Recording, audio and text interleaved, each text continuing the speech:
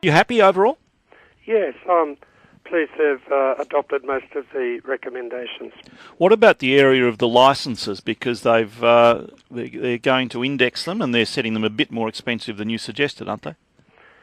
I think setting them a little bit more expensive is acceptable. I think the indexing of them is not a very good idea. That's the main qualification I have to their acceptance of the report. What's your problem with the indexing of the licences? Well, the idea is that the licensing system has been at the root of all the problems of the industry. It causes a lack of competition, a lack of flexibility, innovation. People like drivers and operators getting a chance to operate and own their own taxis. So we need to liberalise it. And our idea was to make it slightly easier every year into the future by setting a fixed price and having an index price that goes up each year will operate against that to a degree. What do you think it'll do to the value of licences? Well, the indexing alone does add value to licences. It's a bit hard to say what the impact on licences will be for a while. I hope they review the situation in a couple of years in case the indexation has too big an effect. Having said that, they have adopted the basic idea that there should not be a restriction on the number of licences, that the government should get out of that game. I've always thought it's just wrong for a government to be trying to decide how many licences there are and be subject to lobbying by the industry and so on.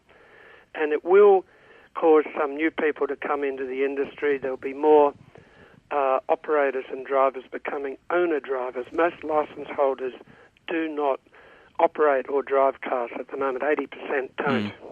Well, it'll mean significantly more cabs on the road, do you think? I think there will be modest entry. There are some people who'd love to be drivers, to have a licence and own and drive, but they will have to pay $22,000, and that will creep up over time. And, if you think of the average income of a taxi being about $150 a year, it is quite a lot to pay.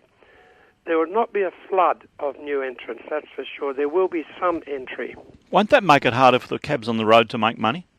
Well, with the other reforms, there should be a boost to demand. I mean, if we get better drivers, better trained drivers, even better cars, better safety, and better complaint system and so on, that will reverse the trend to somewhat falling demand for the industry. It's been stagnating, even going backwards. So the more general reforms are aimed at addressing that problem. Even if, there will be higher fares in peak hour. I mean, what's an appropriate increase, do you think? Well, that'll be up to others, but I just think on Friday and Saturday nights at the peak times, it should go up. I have thought of, something like 20, and it should be 20%, should be balanced by a fall in the rest of the week. And that will get more cars on the road at those needed times. But just Friday and Saturday at peak, middle of Saturday evening through till Sunday morning. And what about Friday? I see. And what about the knowledge test? What have we got to teach them? At the moment they do not have a sufficiently serious test to understand Melbourne or know their way about, so there needs to be an independently conducted test, not by the networks, where there's a much more stringent requirement about their understanding of Melbourne and the streets and the routes and so on.